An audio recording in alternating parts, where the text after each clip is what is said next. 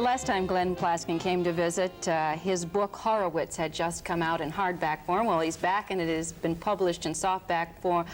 Since the last time he was here, it has been gotten rave reviews across the world, really. Has been touted as the most spectacular musical biography of the 1980s. Oh, my God. Has been published in Japan, Finland, France, England, and he's really gone on to do so many different things. For a while, you had a show on NPR and got to interview a lot of different famous people.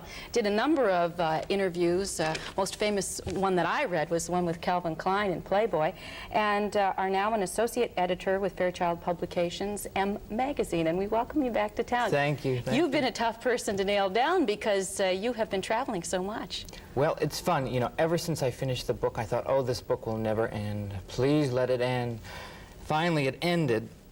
I got a job at a magazine, and in the last year, I've done everything from cows in Denver to antique automobiles in Phoenix to sailboats in Bermuda to dogs in Bucks County and to Nancy Reagan in the White House. And I think this is much more fun than playing the piano, which is what I used to do. Your background is you were a concert pianist and really studied at the New England Conservatory and gone on. How did the change come about? How did you go from being a musician to a writer? I think I had a nervous breakdown.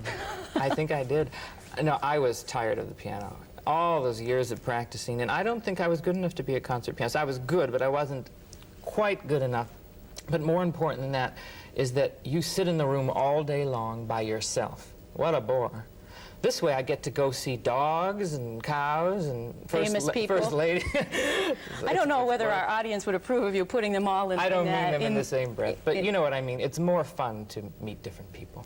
Your interview with Calvin Klein really was kind of a landmark in your career, because after doing Calvin Klein, everything started to fall into place. I owe everything to him. I owe everything to him, including my job at M Magazine. I remember the day he was sitting in his office reading what I had written about him for Playboy, and he liked it very much. He picked up the phone and he said, "I'm sending somebody down, hire him." He knew I needed a job. And he said, "I don't like what you're wearing. Take your clothes off." I said, "Excuse me?" He said, "Take your clothes off." He said, "You're going to wear my clothes and I'm going to wear yours." And I literally put on his clothes, and he's 2 inches taller than I am. And I said, "But it's too big." He said, "Just put your hands in your pocket. Nobody will know the difference." That was a Thursday. I went down, was interviewed for the magazine, and I started on Monday. So I'm very grateful to him. You've also been tapped as his official biographer, and Jacqueline Onassis comes into the picture. Well, she and I were trying to persuade him to do a book. And he said that he will do the book, although he's not going to start it right away, and we'll do it together. Interviewing him, you know, was very, it was personal, because when you do a Playboy interview, you don't just go for 2 hours and leave. It was 22 hours stretched over 3 weeks. And by about the 4th or 5th session, I had been told, don't talk about the kidnapping of his daughter. Finally, I brought it up, and he was telling me what had happened. She was returned safely, but that was a sort of a landmark session because he began to cry. And after that, everything sort of spilled out, you know. And the interview, I think, catches part of him. He's been very helpful to you, though, in the past. Not only did he give you his clothes to wear for the interview, but after that, what, a truck arrived? A truck arrived the next day, because, you know, I dressed so... So this truck came, and it had 20 suits, 20 sport coats, underwear, socks, everything. So, here I am. You're one of the best-dressed men in writing today. Katharine Hepburn, what was she like? I sent her my book as a present. Somebody told me, her agent actually said, "You'll never get an interview, forget it." I sent her the book. I said, you know, what do I have to lose? About 3 days later, I was at the office at 9:30, and the phone rang. "Hello, this is Katharine Hepburn." And she said, "I thought I would write you a thank you note, but I didn't think it would be proper." So she invited me for tea, and I went over there. She came down into the room. She waited till I got there, because, you know, actresses all make entrances. And she looked at me like she was startled, and she said, "Oh, my God, I thought you'd be 50. Because the book, it's 600 pages. And she came in, and Hannah, the housekeeper, came in. She said, "Hannah, this is Mr. Plaskin. He's 10 years old. Give him a cookie." And from there on in, we had a ball. We talked about everything, and we're going to do an interview together. Nancy Reagan, you had the chance to interview her. I did. What was that like? There we see you in the White House sitting with Nancy Reagan. Oh, God, wasn't I scared? My hair had static cling that morning. Well, to tell you the truth, she's not as interesting as Katharine Hepburn, but the conversation got personal because we talked about the attempted assassination of her husband.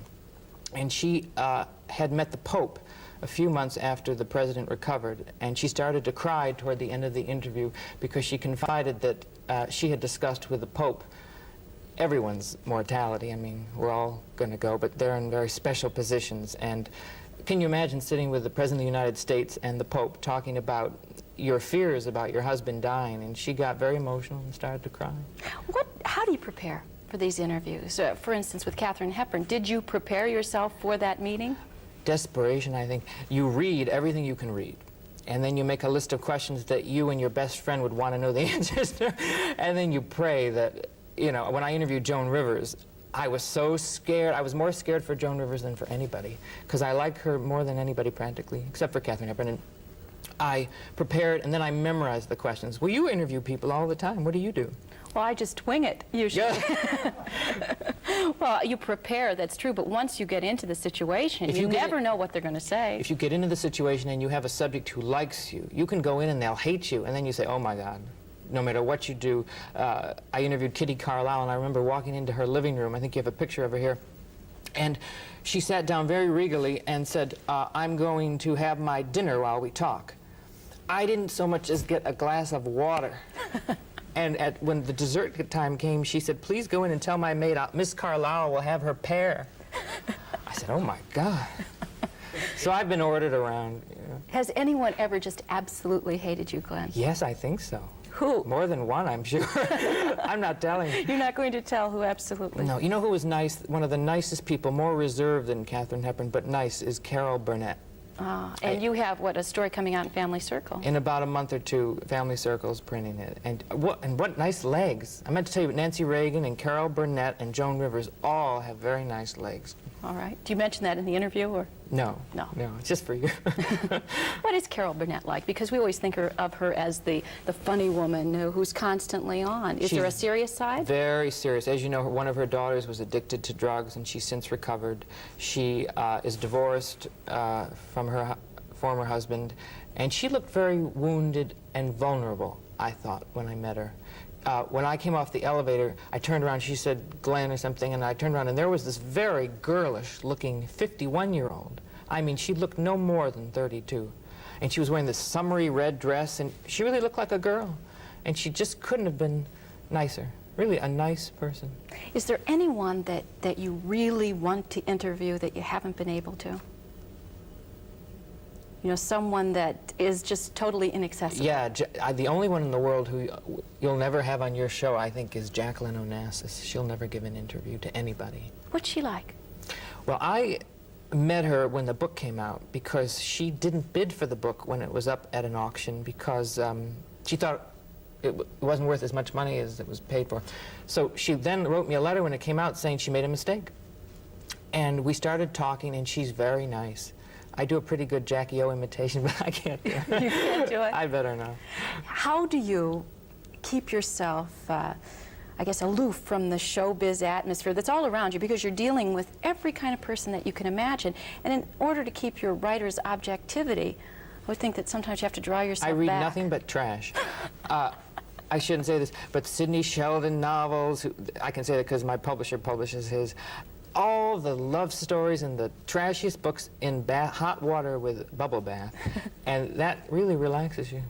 And go to a lot of movies, too. How many people do you interview in a given week?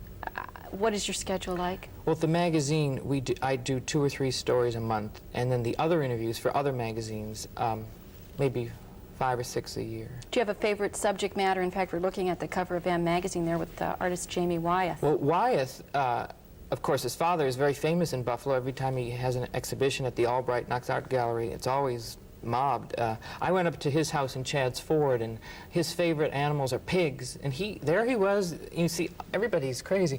There he is sitting in the pen with pigs, talking to them much more comfortably than to people, and painting beautiful pigs. How did you like the pigs?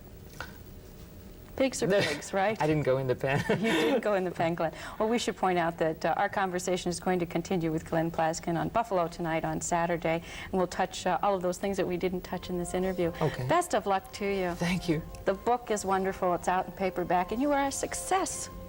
Congratulations. Thank you. We'll be back. Stay with us.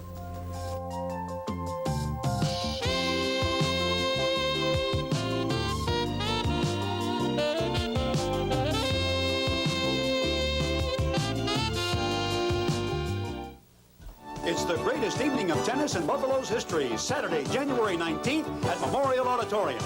Channel 7, the Buffalo News, and